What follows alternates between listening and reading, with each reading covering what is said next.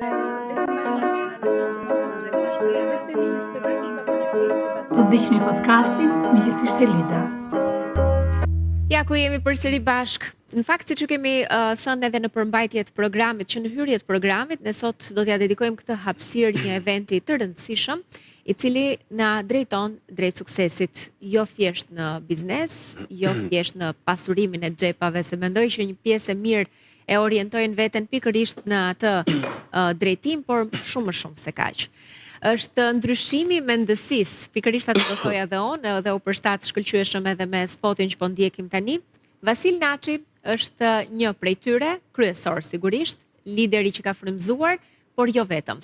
Është një organizim shumë i gjerë dhe me sa di unë e Glend, por që sigurisht do ta informojmë edhe publikun në këtë moment, ka shumë dimensione të parit suksesin edhe në këtë event. Kur flasim suksesi që thatë ju, unë besoj suksesi nuk është një destinacion, është udhtim. Dhe nëse do vesh tek Vasili apo tek eventet që organizohen, nga Vasili dhe të tjerët, për mendimin tim, po në rastin e Vasilit është the biggest thing që kemi ne në shqiptari, unë besoj që ti është një vend qëndrim, një ndales që duhet të vesh, të karikohesh dhe të vazhdosh rrugën. Dhe unë besoj që dhe këta persona që ndofta për momentin ndihen që janë stak dhe thonë unë mirë jam këtu se të paktën më del një bugoje, po marr një rrogë, po mirë kam dhe qiran, okej, ndalo, merr frym, hajde 2 ditë atje dhe do shikosh që energjitë tua karikohen në formë të tillë që kur del të hënën në punë, edhe nëse je CEO i biznesit tënd, edhe nëse punon për dikë, edhe nëse je një freelancer, edhe nëse je student, të gjithë ne për suksesin tonë që është privat, se cili nga ne e ka në mënyrë të vetën të definuar, ti ke nevojë për një pit stop, ke nevojë të ndalosh, ke nevojë të shikosh dhe pa dash të them shumë se ndofta të thuan më mrapa, por ajo që dua të them është që aty ke mundësinë në një 360 gradësh të njeriut, në çfarë mundësish të jepen në këtë jetë, ti ke mundësi të marrësh një spunto, kjo. Pastaj varet nga suksesi si e definon secili, ëh? Elida, juve e keni dedikuar, le të themi, gjithë anën profesionale. Gjithë jetën zëmërajme të rrisë të tjerët, ngordun. Ngordun për këtë gjë. Pra ju jeni një këshilluese, një drejtuesi. Do doja të isha këshilluese, se ajo do të thotë që ti këshillon të tjerët e bëjnë. Jo, unë jam që t'jap një dras pas koke e them, ej. Po si është kjo dras pas koke? Shumë e kollajt pas koke. Për shumë, ka që kollajt sa mund të shikosh hashtag, dras, dhe ata që nga nevriku e kanë bërë drasa, pa rë, e ke parasysh drasa. Ajo është, unë mendoj që secili nga ne ka disa talente të vëna mrekullisht, të cilat ne për detyrë t'i përdorim, kemi për detyrë t'i nxjerrim. Dhe unë për shembull ajo që vëret në mënyrë të veçantë te Vasili, po dhe te Glenti, po dhe te këta, do të thoshte te Gafur që janë miqtë e mi dhe gëzojmë shumë që jemi në një panel. Ajo që unë vëre, unë i quaj më fal nëse mund ta them, këta janë pasuri kombëtare.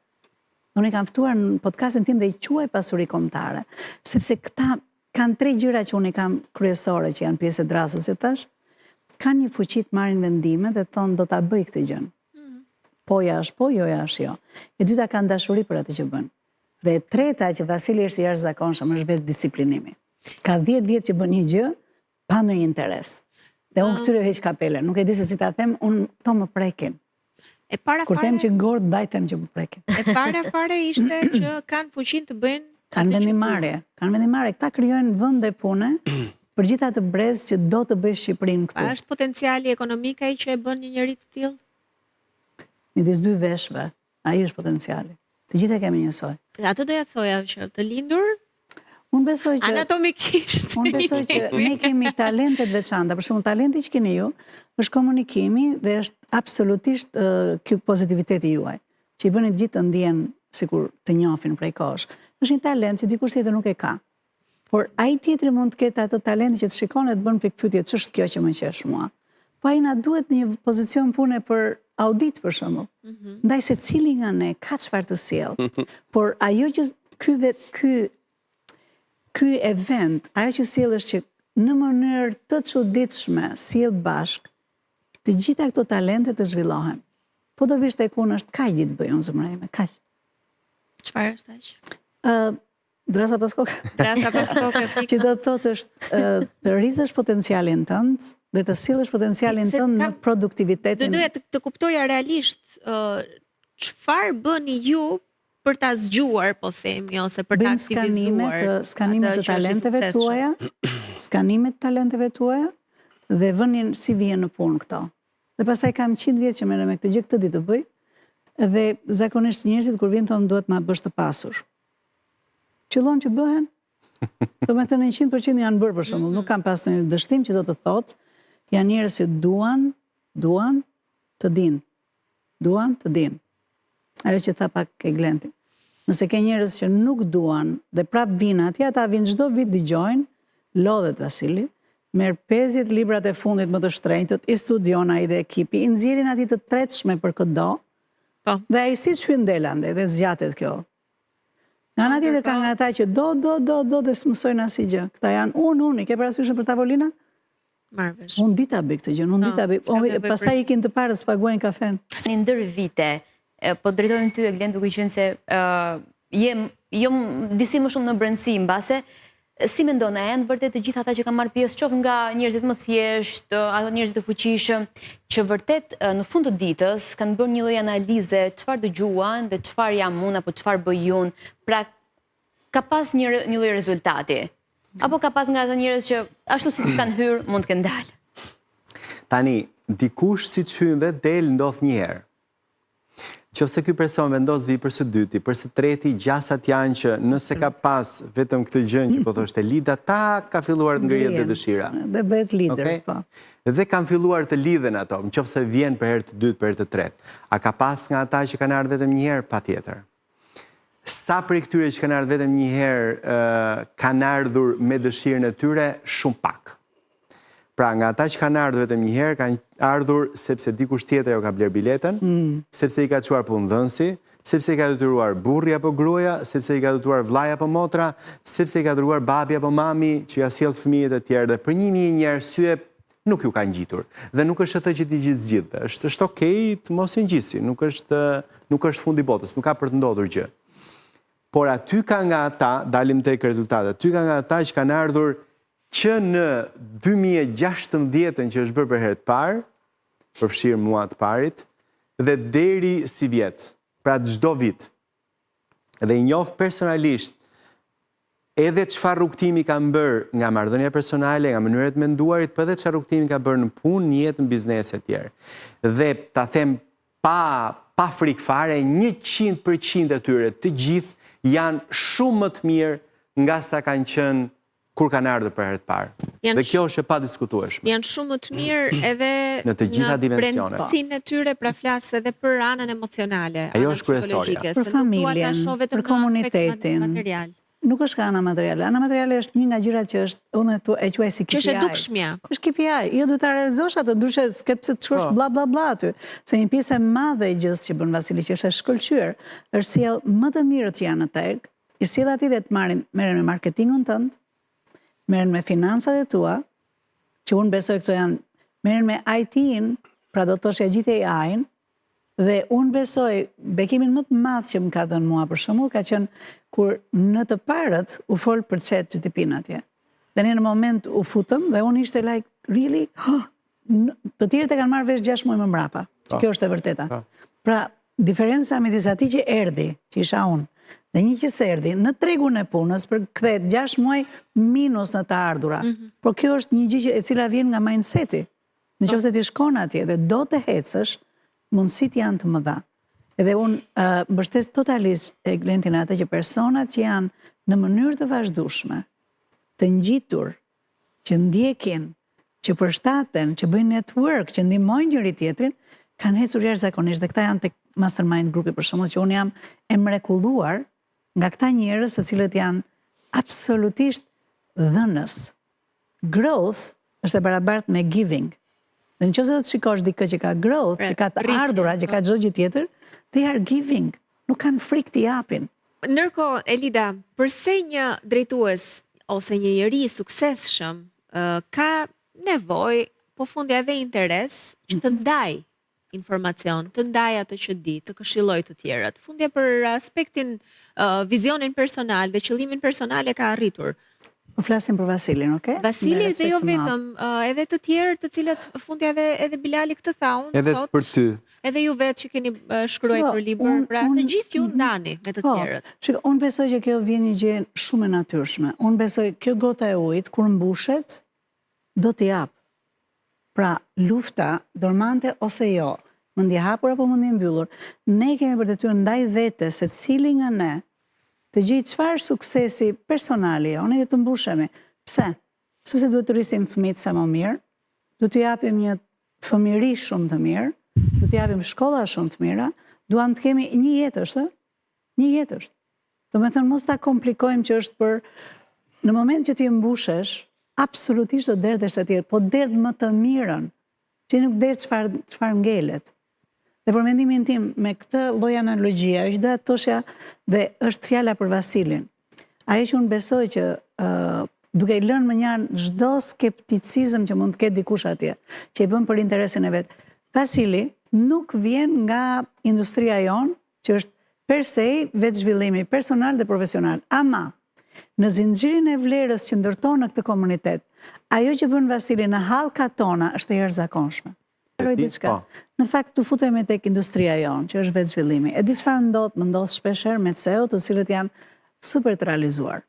Edhe më qëllon ka raste të cilat janë shumë të bukura kur thonë që kur ne diskutojmë dhe bëjmë coaching dhe marrim vizionin e vëmë në anën praktike, kalojmë tek stafi lart, qëllon të në një moment të caktuar thotë, wow, vetëm për këtë iden, halal lekët që të kam para paguar. Që do të thotë, vajtja tek Vasili, apo tek Unleash Your Power, nëse ti shkon atje, nuk është e thënë që ai lek që do t'japësh, është që duhet parë, që në fakt për të Vasili kam idenë është do pish një kafe më pak në ditë, I think, something like this. Është kaq e thjeshtë. Për një muaj. Për një muaj. Që do të thotë është një kafe, ndërkohë që ti mund të vesh atje, dhe unë kushdo që unë mendoj që shkon atje në cilën do fazë të suksesit tje, qoftë nëse je në udhkryq, qoftë se e di e ke marrë drejtimin, kur ti shkon atje ka shumë mundësi 1 apo 2 ide, bëjnë ndryshimin tëmë për 3 vitet e ardhshme. Një ide tjetë që mund të ketë bërë për ristrukturimin. Radhën e parë ka folë për sistemet, dhe unë janë 4-5 vete që unë i kam sjellë që i kam ndjekur në mënyrë të vazhdueshme, dhe nevoja që ata morën të ndërtoj sistemet through people, me njerëzit, për mua ishte ide e lindur atje. Do flasim për pleqt e haruar, kështu e kemi quajtur vetë. Kur hoqëm dorën nga prindërit? Njerëzit mbas vitit 90 u bën ashtu sistemi. U bën, po. Pse nuk mendon që ishin përpara? Atëherë ne kemi pasi traditë, në fakt kret normale. Tradita ishte që ishte detyruar të jetojnë në një 1+1. Atëherë, ndoshta kushtet ekonomike detyronin procesin. Janë duke folë çfarë ishte, kur themi tradita, kur thua tradita, unë besoj tradita është në çdo vend të duan njerëzit dhe të duan me njëri tjetrin. Nëse vlerat në çdo shoqëri bjeren, gjë e parë që goditet janë ata që janë pafuqishëm, janë fëmijët. Absolutisht, stresat vulnerabël. Pse kush ka më përpara ata që u goditën tani? Unë besoj që në vlerat, ne kemi pas vlerat dyzuara, mendoj unë, para 90-s kanë qenë dyzuara. Kemi qenë brenda, po të pyesnin çka ato, kush ka dashur aq shumë ti kishte vjerën gjithë jetën? Asnjëri. Domethënë kanë qenë të dyzuara. Po gjithsesi i kanë respektuar. Ka qenë norma kohës. Normë është nëse vlerat nuk janë në një familje. Mendoj që tani janë vrarë vlerat. Po zonja, në Gjermani me detyrim, nëse dikush është nën minimumin që nuk ka të mbaj veten, çdo fëmijë kudo që jetë, i merren lekët nga banka. Urdhro, ju e dini, bravo, se erdhe ke pyetja ime, bravo. Pa diskutuar, këtë mund ta bëj shteti, po për çfarë ta bëj? Që ju e dini patjetër e dini. Nuk janë fëmijë, është motra vllai. Qartë. Tani, ju e dini që pensionistët shqiptarë s'kan lek për ilaçe? S'kan lek për ilaçe. Ja, një Parkinson ke mua do 215.000 po nuk ka lek për ilaçe, nuk ju dalin lekët për ilaçe. 215.000 lekë. Qa do bëja i, nuk i dalë tani. Fëmijët që i mbështesin pensionistët sot, është e pa mundur që ata të mjetojnë ekonomikisht. Jo tek ilaçet, fëmijët kanë skemën, që skema ka ca ilaçe që janë ilaçe skandaloze. Përveç se duhet zgjeruar ajo lista e banave të nuk të bën asgjë, ato ilaçe që jep skema e rimbursimit janë skandaloze. Shiko, mund të jetë kjo, mund të jetë një tjetër. Unë pata mamin, kam humur mamin para 3 muaj. Edhe e humba dhe ishte falenderit. Dhe ishte shërbimi paliativ që kanë ardhur ishin të mrekullueshëm. Po. Të jashtëzakonshëm. Dhe unë po them këtë gjë. Mënyra e qasjes së tyre, jo vetëm me ne, që ishte jashtëzakonshme njerëzore, po unë shikoja çfarë punonin dhe ku punonin sepse ndiqja i të vinin dhe ishin të jashtëzakonshëm. Dhe ajo që dua të them është që ato e bëjnë këtë punë me shpirt, dhe është një gjë që unë mendoj shteti duhet të ndihmojë se ty dhe jam dakord edhe të duartim. Nëse ne nuk flasim për këtë gjë, e di ku ka ikur, unë mendoj. E para janë dy gjëra për mendimin tim. E para një respekti me dinjitet për moshën mbi 65. Është gabim të themi që ata kanë marrë fund. E kuptoni që në 1800 ishte 30 vjet. Asnjë sot që ka marrë fund. Jo, po që në momentin. Jo, po se thot njëri që ka marrë fund. Ne themi që ka mbaruar ciklin e punës. Se ka që një fligjë. Erion, kur ti vë titullin atje që do shes klikime, po. E ç'të do them pastaj? Kur vë titullin e thua pleqte, si e thash? Jo, atë e thash. S'është klikimaj.